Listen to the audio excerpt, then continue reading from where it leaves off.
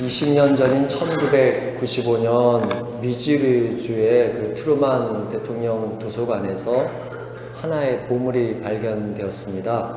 높이는 한 23cm 정도 되고, 그리고 짙은 색의 유약을 입힌 꽃무늬 도자기 물병인데, 가치를 따져보니까 그때 당시 300만 달러가 넘었습니다.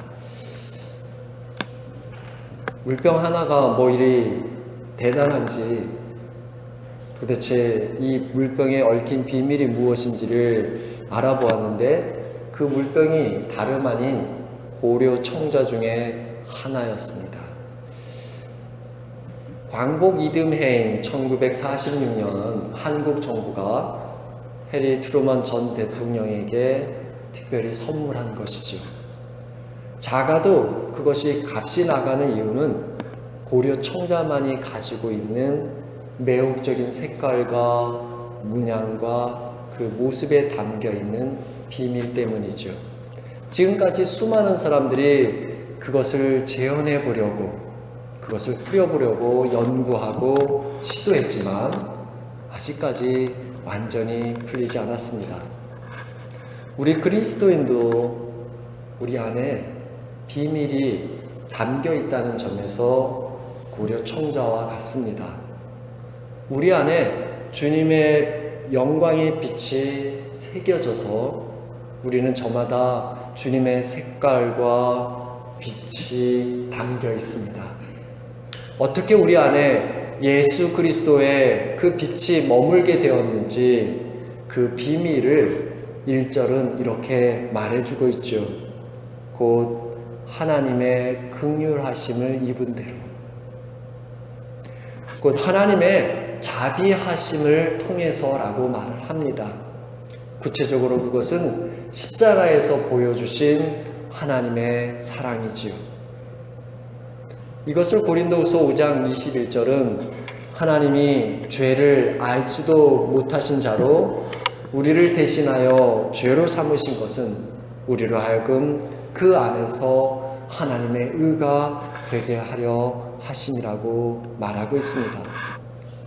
무슨 말이냐면, 우리를 살리기 위해서 예수님에게 우리의 죄를 다 뒤집어 쓰게 했다는 것이죠. 그리고 우리 대신 십자가에서 피 흘려 죽게 하셨다라는 말입니다. 우리는 예수님이 십자가에서 돌아가시기 전에 하신 말씀들 가운데 다 이루었다라고 하는 그 말에서 그 비밀이 무엇인지를 찾아볼 수가 있습니다. 헬라말로 다 이루었다라고 하는 그 의미는 값을 지불했다, 완불했다라고 하는 뜻이죠. 우리가 식당에 가서 음식을 주문하고 그리고 먹고 나서 반드시 해야 할 일이 있는데, 그것은 먹은 음식 값을 계산하는 것이죠. 이걸 내가 내어야 하는데 누가 대신 치르면 죄송하기도 하고 고맙기도 합니다. 이것처럼 예수님이 십자가에서 우리 모든 죄의 값을 대신 치르셨다라는 것이지요. 마땅히 내가 그 값을 치러야 할 때는데 대신 계산하셨다라는 것입니다. 죄의 값을 지불하고 저와 여러분을 죄의 종에서 자유인으로 해방시키셨어요. 여러분 생각해 보십시오. 세상에 어느 나라 대통령이 자기 백성의 죄를 위해서 자기 아들을 대신 죽게 내버려 두겠습니까? 오히려 자기와 가족을 살리려고 애를 쓰지 않겠습니까? 하지만 하나님은 우리를 불쌍히 여기시고 우리 대신 십자가에 당신의 아들을 올라가게 해서요, 우리를 위한 당신의 사랑을 보여주셨습니다. 그래서 누구든지 이 하나님의 사랑을 믿고 받아들이면 십자가는 우리를 향한 하나님의 구원의 능력이 되는 것입니다. 이것이 바로 예수 그리스도 안에 담겨져 있는 하나님의 비밀입니다. 하지만 문제는 그것을 모른다라고 하는 점이죠. 다메섹으로 예수 믿는 사람을 잡으러 가던 사울이 그랬죠. 율법학자 교육을 받은 사울은 십자가에 담겨있는 비밀을 거들떠보질 않았습니다. 오히려 무시하고 핍박했죠. 그래서 십자가에서 죽은 예수를 믿었던 그 스데반이 돌 맞아 죽는 것을 아주 당연하다고 생각을 했었습니다. 그리고 그렇게 가는 길에서 그는 부활하신 주님을 만나게 되지요. 눈부신 하나님의 영광의 빛이 그에게 비추니까 그는 눈을 뜰 수가 없었다고 했습니다. 그리고 그 힘에 눌려 무릎을 꿇고 말았죠. 영광이라고 말하는 히브리 단어 카보드는 막중한 무거움을 뜻합니다. 하나님의 그 영광의 빛이 너무너무 무거워서 그 무게에 눌려 꼬꾸라지고 만 것입니다. 그때부터 앞을 볼 수 없었고 다메섹에 들어가 3일을 금식하며 기도하며 지내게 되었죠. 그 성에 살고 있던 믿음의 사람 아나니아가 사울을 찾아가 기도해 주라는 그 성령의 지시를 받고요. 와서 안수 기도했는데 그때 사울의 눈을 가렸던 비늘 같은 것이 떨어지면서 그가 다시 보게 됩니다. 그리고 그때부터 사울은 예수 그리스도를 증거하는 전도자가 되었지요. 그렇게 변화가 된 이유는 주님의 영광의 빛이 사울 안에 비추었기 때문이죠. 사울 안에 주님의 영광의 빛이 비추고 그 안에 머물고 그 안에 채워져서 그로 하여금 달라지지 않으면 안 되도록 이끌었기 때문입니다. 이것이 어떤 이유인지를 가만히 생각해 보면요, 이렇습니다. 무엇인가 우리 안에 채워지느냐에 따라서 우리의 말과 행동과 생각이 바뀔 수 있습니다. 제가 주일 저녁이면 집에 돌아가서 가수 지망생들을 오디션하는 한 텔레비전 프로그램을 봅니다. 그분들이 나와서 불렀던 노래를 좋아서 제가 몇 번씩 듣다 보면요, 제 머릿속에 저도 모르는 사이에 저장이 되어서 흥얼거리게 됩니다. 이것처럼요, 우리가 자다가도 주님을 부르고요, 무슨 일을 하다가도 찬송이 나오는 때는 우리가 끊임없이 주님을 생각하고요, 끊임없이 주님을 노래해서요, 그것이 신기하게 내 몸에 나타나는 것을 발견할 수가 있습니다. 이 시점에서 우리는 오늘 내 안에 머물고 있는 생각이 무엇인지를 물어보아야 합니다. 또 내 안에 채우고자 하는 것이 무엇인지를 점검해야 할 이유가 여기에 있습니다. 예수님이 이 땅에 오셨다는 사실을 알았지만 사람들은 인정하지 않았습니다. 그들이 성경을 몰라서도 아니고 하나님을 몰라서도 아니었죠. 예수 그리스도를 통해서 역사하시는 하나님의 놀라운 그 신비와 능력을 체험해서 하지 못해서도 아닙니다.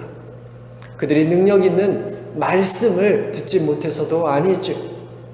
그것은 그들로 하여금 들어도 듣지 못하고 보아도 보지 못하게 가로막는 무엇이 있었기 때문입니다. 이것을 오늘 말씀 4절은 이렇게 말합니다. 그 중에 이 세상의 신이 믿지 아니하는 자들의 마음을 혼미하게 하여 그리스도 영광의 복음의 광채가 비치지 못하게 하매니 그리스도는 하나님의 형상이니라. 다시 말해서 사탄의 세력이 그리스도의 영광의 빛이 사람들에게 비치는 것을 못하도록 가로막는다라고 하는 것이죠. 근데 한 가지 불편한 진실이 뭐냐면 그것이 믿지 않는 사람뿐만이 아니라 믿는 사람에게도 마찬가지라는 것이죠. 여러분, 오늘 우리로 하여금 하나님의 영광의 빛을 우리가 보지 못하도록 가로막는 게 무엇입니까? 하나님의 말씀을 들어도 우습게 여기고요, 보아도 보지 못하게 눈을 멀게 하는 그 사탄의 꼼수를 들라고 한다면 그것은 우리 안에 있는 패배주의라고 할 수 있습니다. 모세가 12지파 중에서 한 사람씩 뽑아서 가나안 땅을 40일 동안 정탐하게 합니다. 40일 동안 두루 돌아다니며 살피고 돌아온 그 사람들 앞에 와서 이야기를 하지요. 하나님께서 우리에게 주시기로 작정한 땅에 가보니까 정말 좋습니다. 정말 원더풀입니다. 그런데 거기에는 이미 거대한 아낙 사람들이 굳건한 성읍들을 세우고 살고 있습니다. 저들에 비하니까 우리는 메뚜기에 불과합니다. 그러니 우리가 싸우면 반드시 지고 말 것입니다 라고 보고를 하죠. 여러분, 결과가 어떻게 된 줄 아십니까? 그 말을 들은 백성들이 모두 다 낙심했습니다. 모두가 우리는 싸워보았자 지고 말 거라고 하는 패배의식에 사로잡혀 버리지요. 그래서 싸워보지도 않은 채 죽게 되었느라고 탄식하고요, 이집트에서 차라리 노예생을 하는 게 100번 더 낫다며 그리로 돌아가자고 말을 하지요. 여러분, 오늘 우리는 어떻습니까? 나는 안 된다고 생각이 들지 않습니까? 나는 사랑받지 못했다고 여기고, 나는 환경이 나빠서 도저히 하나님의 자녀가 될 수 없다고 그런 패배주의에서 비롯된 생각에 빠져 있지는 않습니까? 우리를 가로막는 두 번째 사탄의 꼼수가 있는데 그것은 자기 합리화입니다. 바벨론 땅에 포로로 끌려가 살던 이스라엘 백성들이 하나님의 은혜로 고향 땅에 돌아가서 성전을 짓고 살 수 있는 길이 열리게 되었지요. 그래서 사람들이 고향 땅에 돌아가서 성전을 짓는 일에 참여합니다. 그런데 성전 짓는 것을 반대하는 세력 때문에 얼마 못 가서 그것을 중단하게 되지요. 그리고 그렇게 16년이 그냥 훌쩍 지나갑니다. 사람들은 이렇게 생각을 하기 시작했습니다. 정치적인 문제 때문에 성전 건축을 할 수가 없다라고요. 그리고 지금 우리가 살기가 어려우니까 하나님의 성전 지을 때가 아니라고 생각하기 시작합니다. 신앙생활하면서 우리가 빠지기 쉬운 것이 자기 합리화입니다. 아직은 내가 참여할 때가 아니라고, 아직은 내가 헌신할 때가 아니라고, 내가 이렇게 사는 것을 하나님은 다 이해해 주실 것이라 착각하고, 나아가 내가 이렇게 신앙생활해도 괜찮다고 여기는 자기 합리화이지요. 이것이 왜 문제가 되냐면 문제의 원인을 그대로 보지 못하게 해서 늘 이유를 대며 그것을 회피하게 만들기 때문입니다. 우리로 하여금 하나님의 영광의 빛을 보지 못하게 하는 또 다른 사탄의 꼼수가 있는데 그것은 우리 안에 있는 욕심과 죄지요. 이사야 59장 1절 2절은 이렇게 말합니다. 여호와의 손이 짧아 구원치 못하심도 아니요 귀가 둔하여 듣지 못하심도 아니라 오직 너희 죄악이 너희와 너희 하나님 사이를 내었고 너희 죄가 그 얼굴을 가리워서 듣지 않으시게 함이라 했습니다. 죄가 뭡니까? 죄는 하나님에게서 멀어지는 것이죠. 죄가 있으면 우리는 하나님 가까이 가는 것을 두려워하게 됩니다. 왜냐하면 가까이 갔다가 드러날까봐 두려워하는 것이지요. 예수님께서 십자가에 달려 죽으실 것을 제자들에게 말씀하셨을 때 베드로는 그래서는 절대로 안 된다며 예수님을 가로막습니다. 그때 예수님은 베드로에게 너는 하나님의 일을 생각지 못한다며 내 뒤로 물러가라 말씀하셨는데요. 그런 이유는 예수님을 통해 뭔가 얻으려고 하는 베드로의 욕심을 질책하신 것입니다. 오늘 우리는 어떻습니까? 이런 사탄의 꼼수를 극복하고 하나님의 영광의 빛을 받으려면 우리가 어떻게 해야 하겠습니까?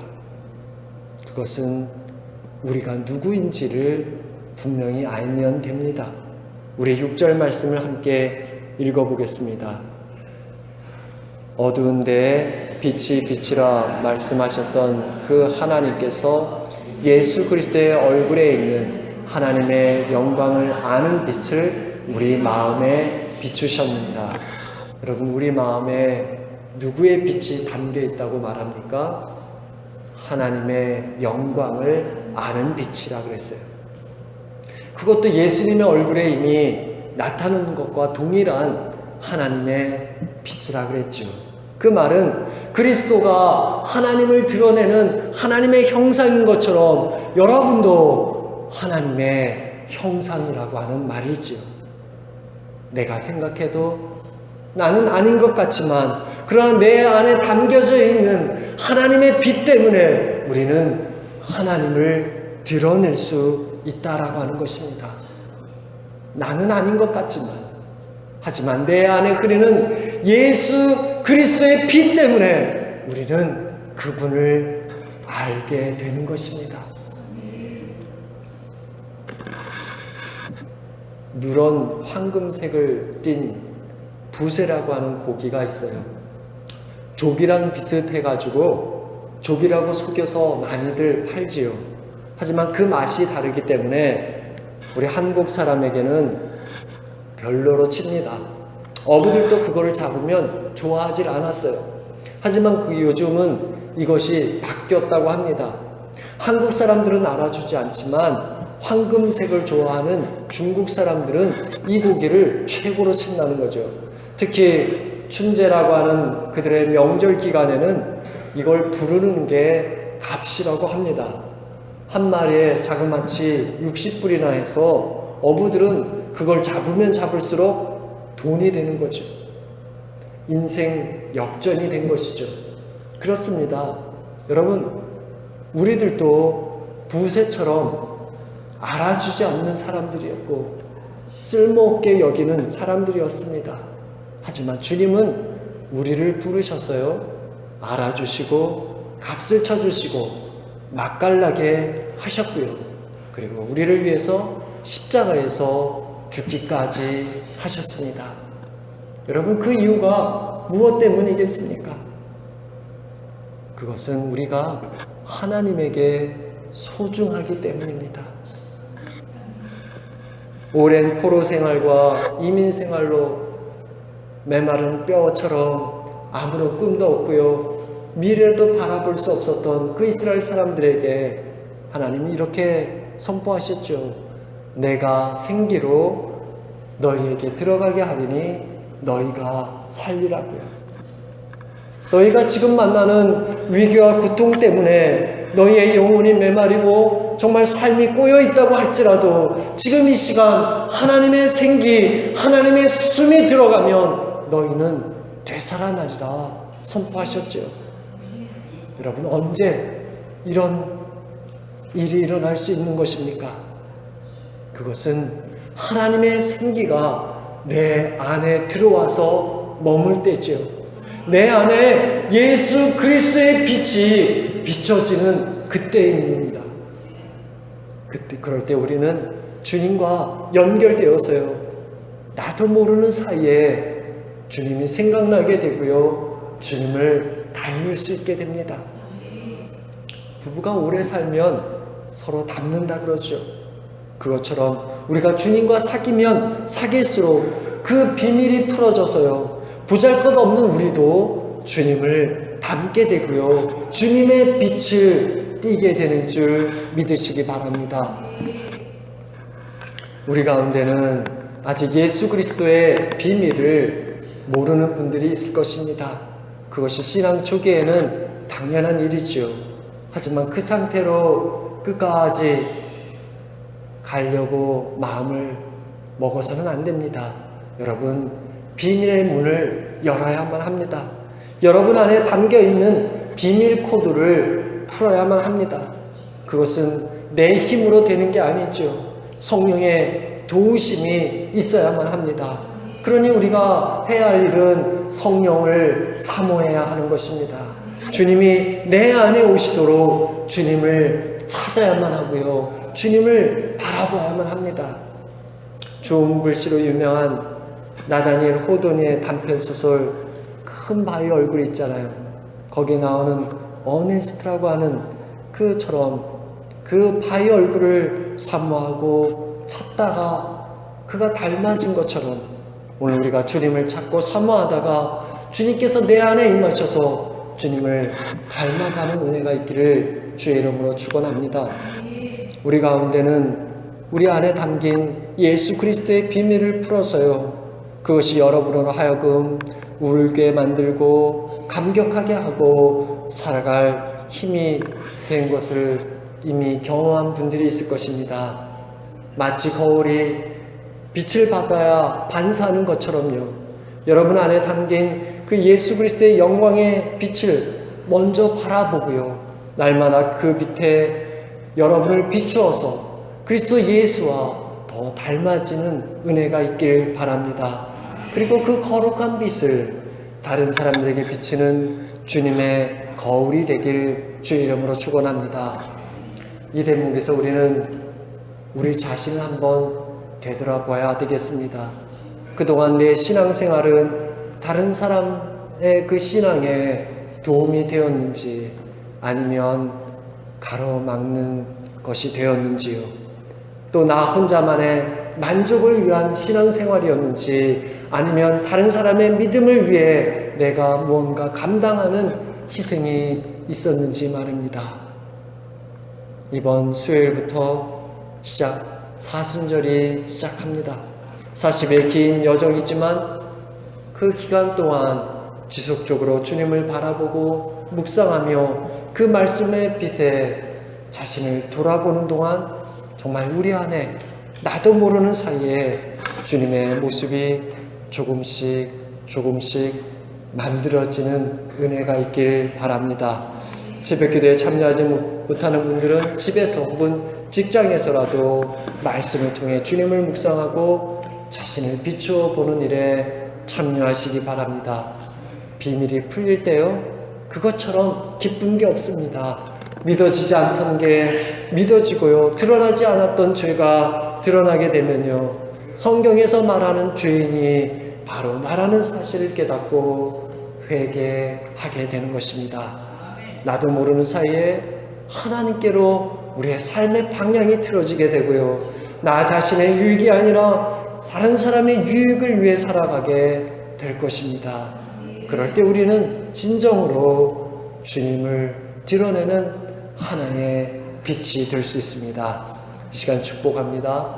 여러분 속에 담긴 그 예수 그리스도의 비밀을 날마다 풀어서 주님께 더욱 영광 돌리는 은혜가 있길 주님 이름으로 축원합니다. 기도합니다.